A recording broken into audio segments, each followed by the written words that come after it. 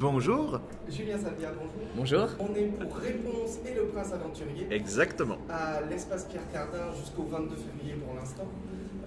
Qu'est-ce que Réponse déjà? Comment vous êtes venu cette idée de Réponse? Alors, pour rendre à César ce qui est à César, Rendons à César. c'est Anthony Michino, qui est donc le librettiste, notre compère, qui un jour est venu me voir en me disant écoute, j'ai écrit un livret et j'aimerais que tu fasses la musique dessus. Et puis du coup je lui ai dit d'accord, écoute, je vais lire ce livret. Et puis donc j'ai trouvé ça super, les dialogues étaient super bien écrits, c'est très drôle.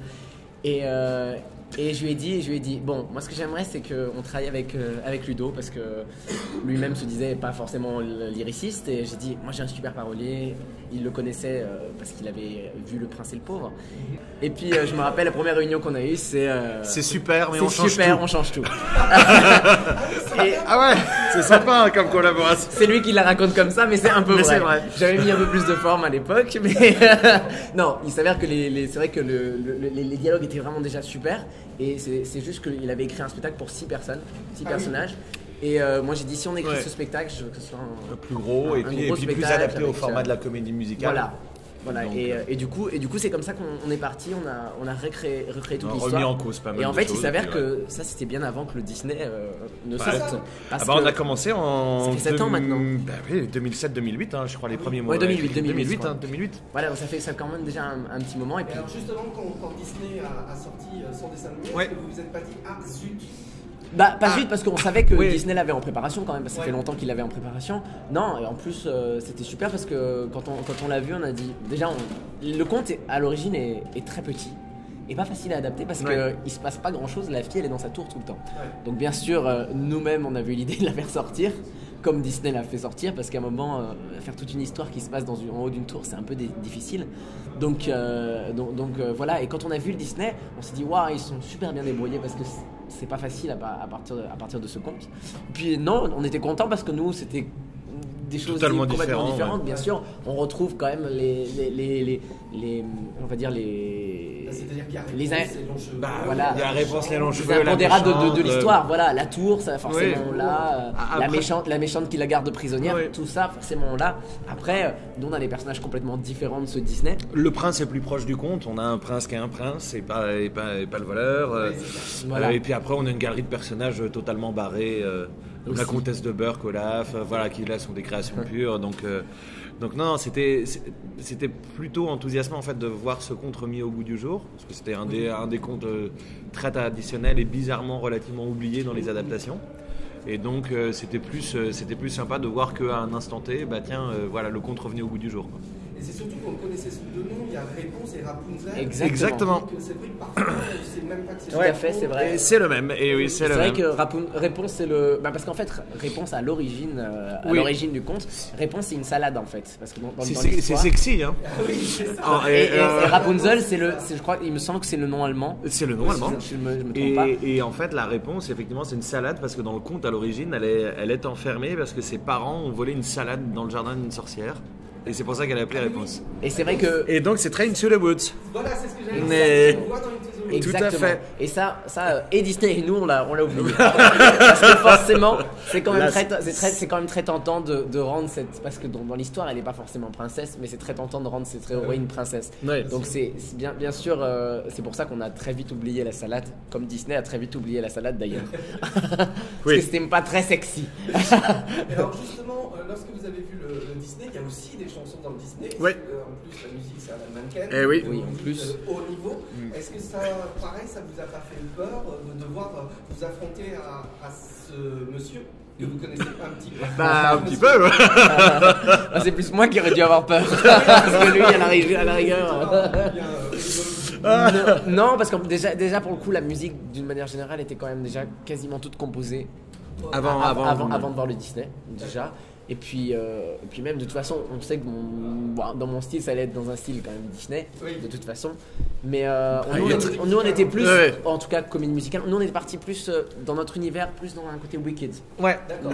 C'était la volonté, Ouais, la référence à l'origine. Ce qu'on peut dire, c'est que c'est effectivement une production qui est quand même très ambitieuse, puisque vous êtes 14 sur scène, avec différents costumes, avec différents décors, qui sont tous très très réussis.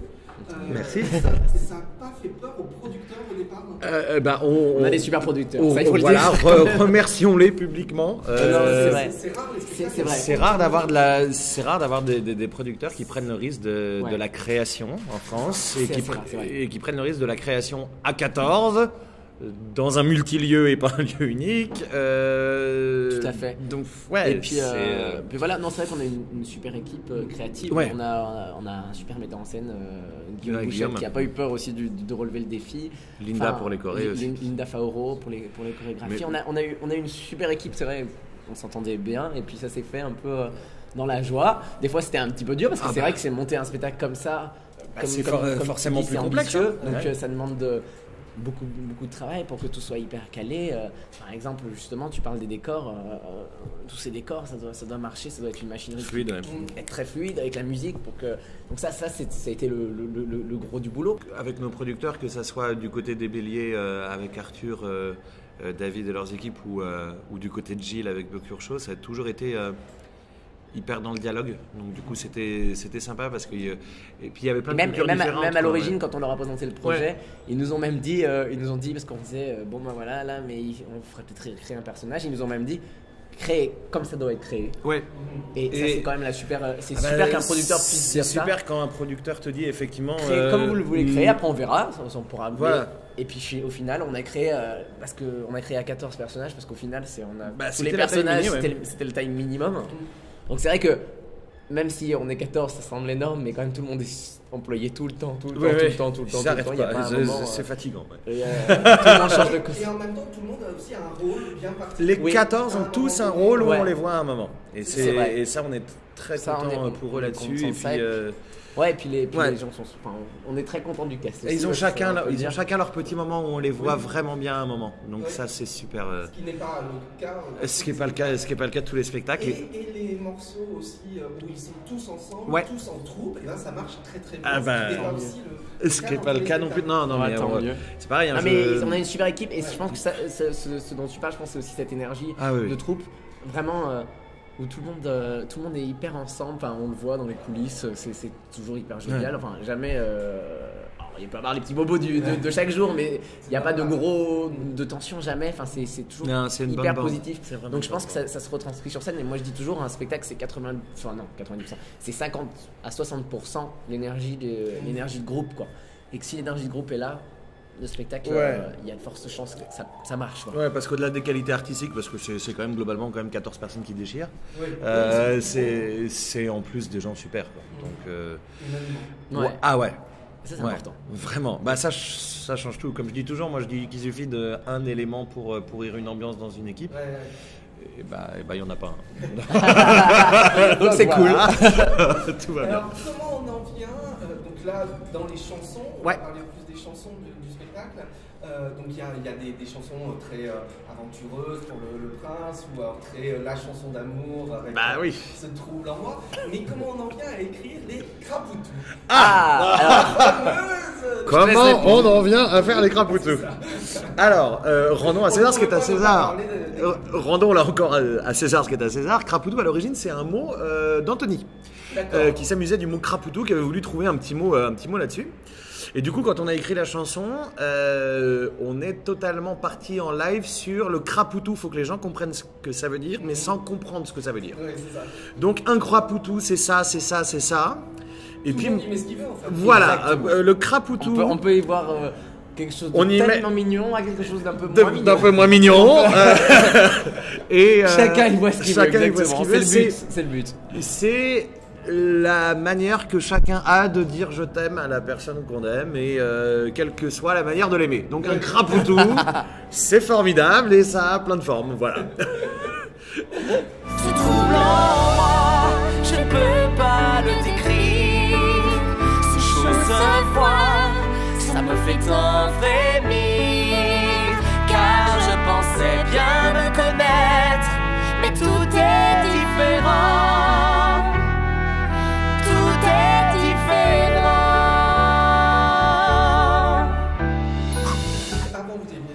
Notamment le prince et le pauvre. Ouais. Quelle en est sa vie au Prince et le Pauvre, parce qu'à un moment donné, vous deviez peut-être le rejouer à Paris. Oui. Je sais qu'il s'est joué à l'étranger. Exactement. Alors, si on refait l'historique du Prince, effectivement, après Paris, on devait le reprendre à Paris à un moment au Comédia, mais pas de bol, il y avait eu le problème au plafond, donc du coup, ça s'était pas fait. Et puis surtout la vente du Comédia. Et puis il y avait eu la vente du Comédia, du coup, c'est vrai que c'était la vente du Comédia qui ça. avait suivi. Excuse-moi. Et donc derrière, on avait fait effectivement des festivals à Montréal, on était passé par New York. Et là, on est parti sur une production en Angleterre. Donc, on fait différentes étapes. Alors, les productions en Angleterre, c'est long. C'est des workshops successifs pour que petit à petit le pool de producteurs grossisse. Donc, c'est des process assez longs, mais c'est hyper excitant. Donc, on est toujours dans ce process-là. Et puis là, en actualité en France, on va monter une version étudiante intégrale du coup, c'est-à-dire qu'il ne s'est jamais joué en France la version anglaise du coup. On va monter une version étudiante avec le CM de Paris du Prince et le Pauvre. Du coup, c'est parce qu'on a comme on écrit pour l'Angleterre, pour être dans les formats anglais, il faut que ça soit plus long. Il faut que ça soit un peu plus long. D'ailleurs, là, à l'origine, réponse est un peu plus long en fait. La version intégrale. Déjà, parce que ça dure quand même 2 heures. Ouais, en fait. Ça a été coupé. Il y a eu 30 minutes de coupé, je pense. 30 minutes de coupé. La version entre intégrale. La version présentée en lecture et. Non, mais parce que ça allait beaucoup plus vite en lecture. Forcément, il n'y a pas tous les changements de décor et tout ça. Mais c'est vrai que.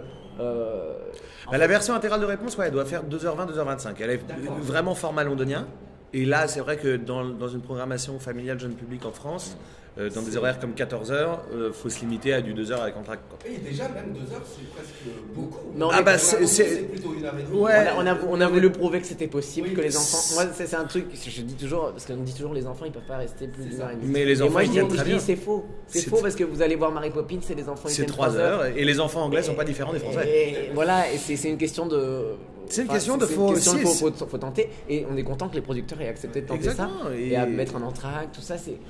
Moi en plus j'adore les entractes. Donc c'est vrai que tant qu'on raconte quelque chose de A à Z et qu'on fait rêver les mômes, mais comme les adultes. Hein. C'est ça, il faut les tenir, bien sûr. Si l'histoire est chiante, forcément, que ça se serve en 20 minutes ou 1 heure. Oui, ça restera chiant.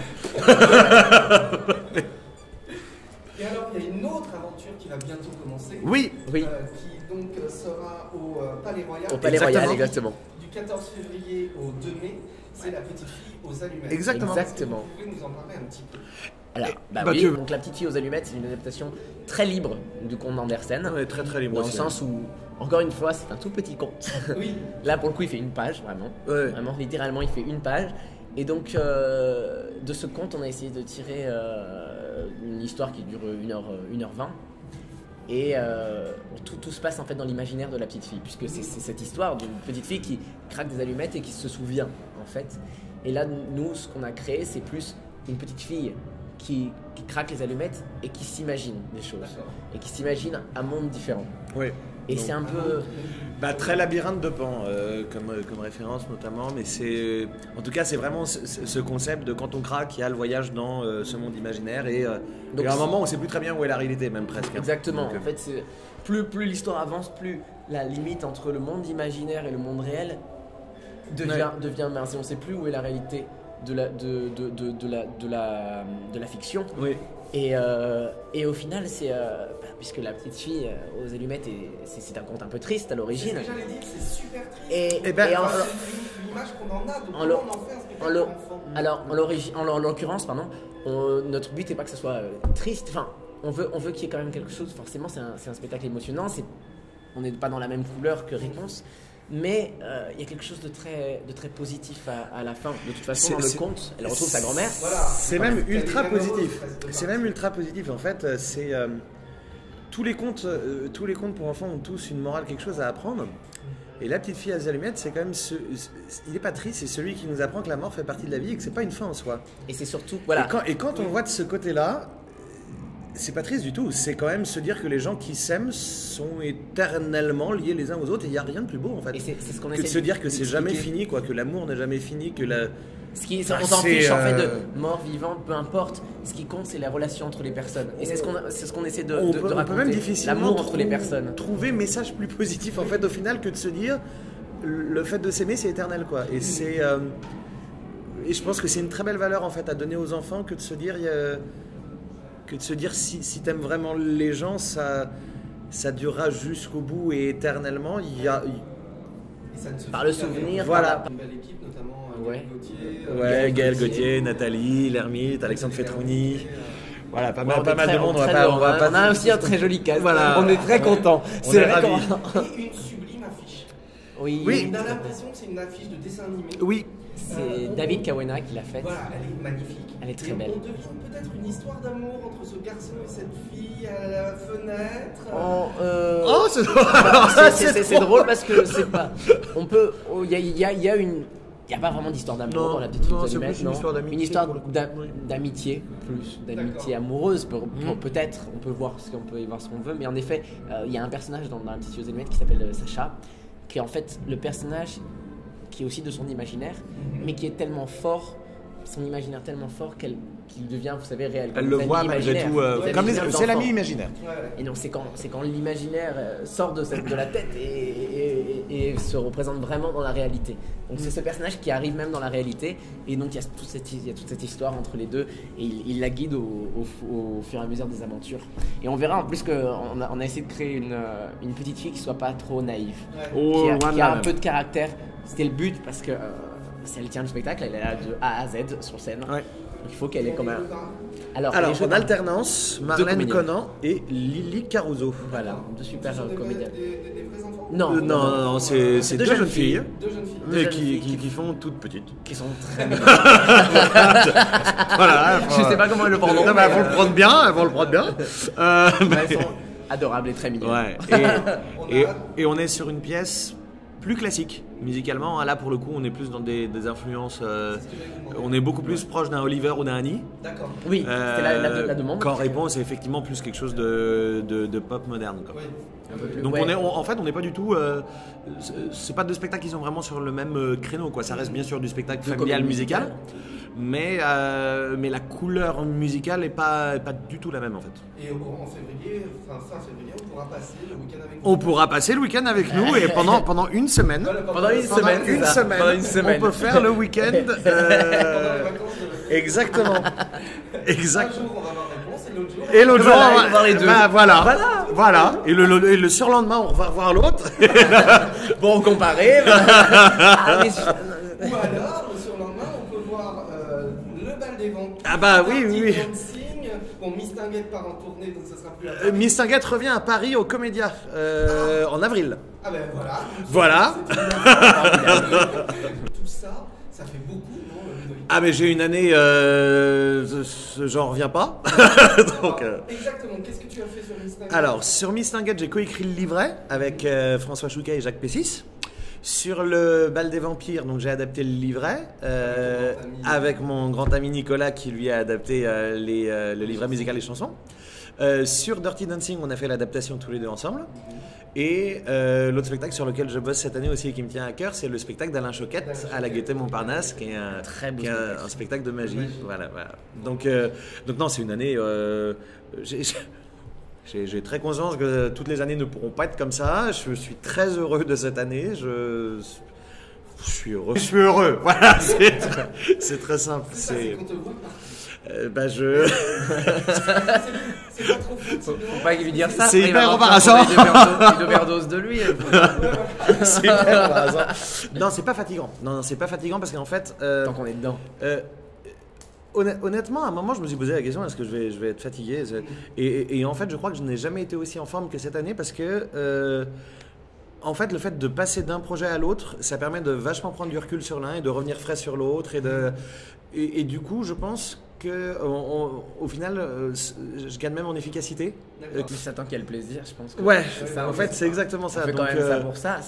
Donc non, je me serais bien vu en faire un 7e, un 8e, un 9e. Ça sera pour les prochains. Voilà. Les projets, c'est pareil. Il y en a plein. Il y a le Tour du monde en 80. Ouais. Il y a Scrooge, un chant de Noël. Oui. Ouais. Il y a deux. Alors c'est quoi?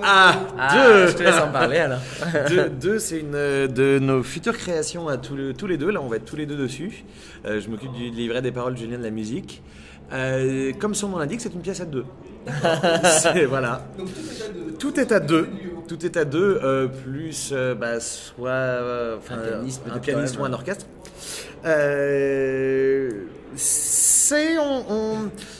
J'ai pas envie de trop en dire en même temps, mais comment pitcher? on va suivre une histoire d'amour 2015. On va dire que ça peut une vraie influence, un love story, mais 2015. D'accord. On va dire ça comme ça. Très bien. Voilà. Et vous pensez qu'il y aura une première lecture bientôt? On a pas mal de shows qu'on aimerait avoir en lecture. En l'occurrence, Scrooge aussi. Scrooge aussi va bientôt. Parce que Scrooge, pour le coup, qui est vraiment terminé. Lui est finalisé en écriture. Donc c'est celui qu'on a écrit aussi avec Anthony. Ouais, deux est en cours d'écriture. Scrooge est finalisé. D'accord. Et voilà, et clairement, c'est ces deux shows qu'on aimerait faire en lecture dans pas trop longtemps. Notamment. Mais bon, voilà. Notamment. De toute façon, on va vous suivre encore pour. De toute façon, c'est sûr que. On va toucher du bois. Non, moi, comme. Je sais pas, c'est du bois. Comme je dis souvent, moi, c'est une chance que de rencontrer son duo, quoi. Oui. C'est une vraie chance. C'est un calvaire, hein, mais non, c'est une vraie chance. C'est une vraie chance. Ouais, on peut tous dire dans la création, ça va, voilà, on se connaît par cœur, donc du coup. On s'engueule, hein, beaucoup. Je pense, oui, de 20 fois par jour. C'est comme ça que ça marche. Donc là, ça s'arrête le 22 février. Exactement. Et il y a déjà possibilité de. Il y a des. Alors, pas de prolongation. Pas de prolongation. Non, par contre. Il y a des choses en cours, c'est pas statué encore, mais il y a des fortes possibilités qu'il y ait une saison 2. D'accord, voilà. Plutôt à la rentrée. Plutôt à la rentrée. De toute façon, ce sera plutôt à la rentrée, de toute façon. Et puis il y a quelques premiers contacts qui se prennent un peu à l'étranger, petit à petit. Donc on va voir. Le CD vient de sortir. Oui. Ouais. Donc voilà, on est très content. Le voici, voilà. Donc on peut le trouver à l'espace Pierre Cardin. Alors, vous pouvez le trouver à l'espace Pierre Cardin notamment. À l'espace Pierre Cardin, auprès de Anna. Merci Anna, merci Renaud. Et le programme aussi. Le programme, et puis surtout, à la fin du spectacle, ils peuvent rencontrer Réponse et le Prince. Et c'est ça. Réponse en vrai. Bien sûr. Et alors là, c'est toujours. Et là, c'est trop magique, ouais. les enfants qui sont comme ça, devant Réponse. Et pas que les enfants. Pas que les enfants, c'est vrai. Mais souvent, les enfants encore. Il y a des papas qui aiment bien Réponse et des mamans qui aiment bien le Prince aussi. Oui, c'est vrai. Et il y a des papas qui aiment bien le Prince aussi. Alors, on n'a pas encore vu. Peut-être que ça arrivera. Bon, en tout cas, merci beaucoup à tous les deux. Merci infiniment. Merci à toi. C'est gentil. Et on est ravis de se recroiser, nous aussi. De toute façon, on se recroisera très bientôt, j'espère. Avec plaisir. On espère. On ne vous quitte plus. Nous non plus. Tout vite, Mika. Merci. Réponse et le Prince aventurier.